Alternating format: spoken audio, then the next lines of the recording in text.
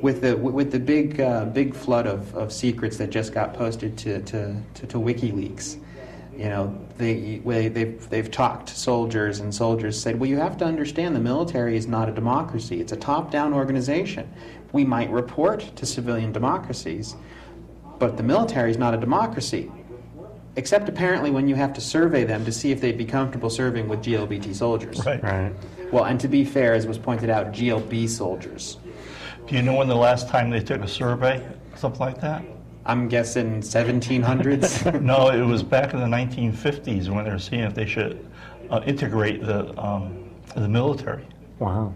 And Interesting. it was, should we allow blacks to be in the barracks with the white soldiers? Yeah. Amazing, isn't it? Yeah.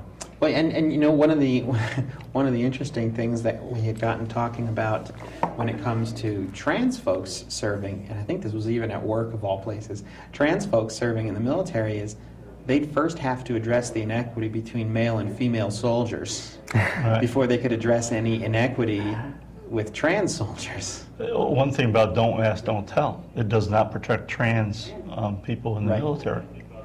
It's only for sexual orientation. Well, yeah, it only protects the sexual orientation portion of the trans person. Right. Right.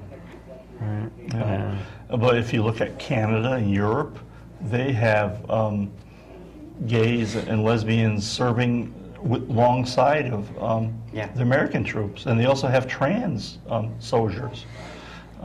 There's actually a couple that served with the Prince of England.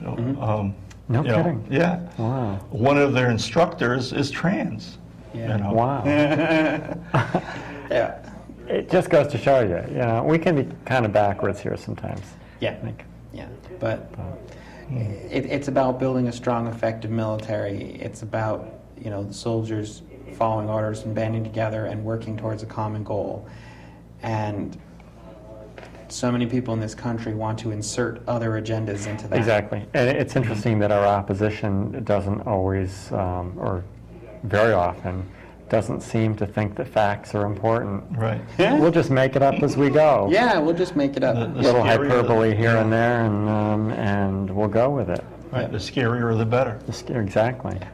That's unfortunate. But I think that certainly it's inevitable that that eventually we as a country will grow up a bit and we'll get past this. Right. Well, I think most Europeans know it takes us longer to grow than It does seem that way, doesn't it? Yes. We're still a relatively young country, only a couple hundred years of organized history. How many representatives are there in Congress? It's like 400 and something, I think. Oh, 437, I think, between House and Senate. Right, and trying to get them all to vote. 537? Right, exactly. I think it's 537, something, whatever. Yes. Yeah, it's like herding cats, Yeah. Never tried that. It's interesting. But yeah. Well, and here's two wonderful examples. One is Mrs. Elizabeth Hasselbeck, who is a conservative woman. She's one of the people on The View. And she's figured out, says Elizabeth Hasselbeck cracks the lesbian code. Oh, yes. You've seen this Yes. one. Elizabeth Hasselbeck says she knows why lesbians come out later in life. There are simply no available men. Her theory is that older men tend to date younger women, leaving older women with no men.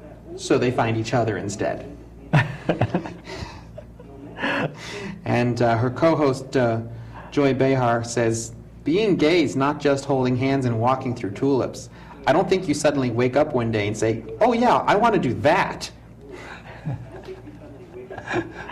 I wonder how she would label us, because we transitioned later in life. And, technically from her thoughts, we should, before we transitioned, had more of a chance. More opportunity. Yeah, right.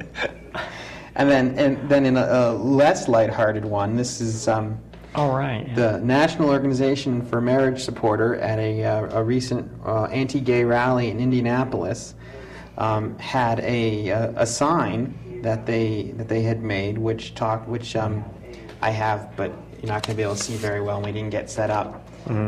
It says across the top, "The solution to gay marriage," and it has two nooses. Yeah. It says the National Organization for Marriage Support offered up a solution for gay marriage in an anti-gay rally in Indianapolis, putting gay couples to death. Nice. Yeah. It was the one man, one woman bus tour stop in Indianapolis. And, yeah. Yeah, that's scary stuff, you know. Yes. That really is. It's like, come on. Unfortunately, there's people who believe that. Yeah. Yeah. And regardless of, and I'm more than happy to allow to have room in this country for people that want to have those religious beliefs, but I'm not prepared to let their religious beliefs dictate the civil laws of the land. Right. You can condemn me for what you see as sin. Last time I checked, that was St. Peter's job. But the laws of the country, of the civilian government, this is not a religious country. This is not in Israel. This is not in Iran. We are not a country whose laws are based on one version of the Bible. We're a country based on Western European philosophical thought, and that's that kind of democracy, that kind of republic, that kind of federalist society doesn't allow for one particular religious view to override everyone else's rights. Yeah. Interesting. We actually have a phone call coming in. And there's 5 minutes left in the show. 5 minutes left in the show. And by the way, that the lesbian thing, that sort of explains the F to M's. The switching gender. There's no men available, so they become them? Well, switching gender so you can go after the younger women, right? But it wouldn't work for us, would it? No. It's sort of backwards. But anyway, it's all in fun, obviously. And then the other interesting tidbit, maybe we want to take the call with the last 5 minutes. Yeah, we probably ought to take this call. Good evening, nlcTrans. You're on the air. Hi, how you doing? My name's Scott. Listen, I just had just a brief question for you. Sure.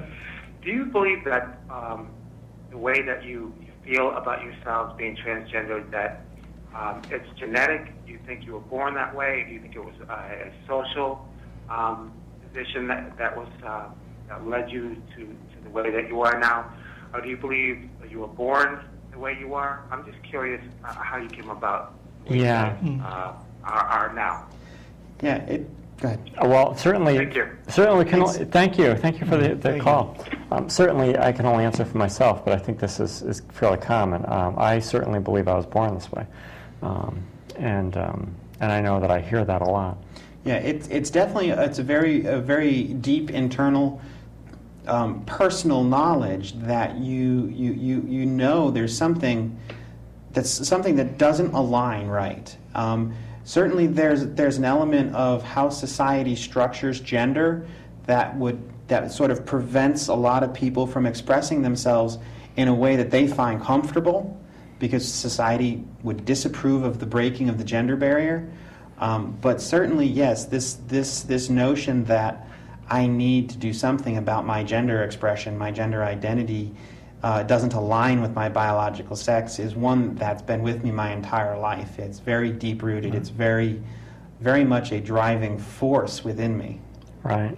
Not a lifestyle. Right. It's not a casual choice. It's not a lifestyle. Nobody would voluntarily put themselves through the battery and the expense that's involved on a lark. And there's some research that shows it might be prenatal. Yes. They don't know if it's genetic or hormone balance, but there is something that sets your gender before you were born. Yeah, there's some of the science that I've seen, what little they've got now, talks about how when the various stages of fetal development, when the body structures get formed and when the brain structures get formed, are at different parts of the development. And they're heavily influenced by what hormones they are washed over them in the womb. and the fact that the brain structures may be developing under a different hormonal balance than the actual body structures, you can actually get a brain that's wired for estrogen and a body that produces testosterone. And vice versa. And vice versa. Right. And it's potentially it's prenatal, it's in the womb. There may be additional forces after birth, but there's evidence right now that sort of does point to that prenatal influence. And they found that when a baby's born, if they have genitalia deformity and they correct it by surgery, that the child, when they grow up, 60% of them feel they were in the wrong body. Right. Yeah. So there was something that was set back before they're born. Yeah, there's definitely something about gender identity that's set. But Yes. we have to go. We are, right, we are out of time. That was a great call. And Thank you so and- much. But we were out of Thank time you. a minute ago. Yeah, Thanks, so guys. we're out of time. See you next week. And thank you, Diana, and please come back Yes. again and Oh, I will. keep us posted on what's going on. Good night, everybody. Bye.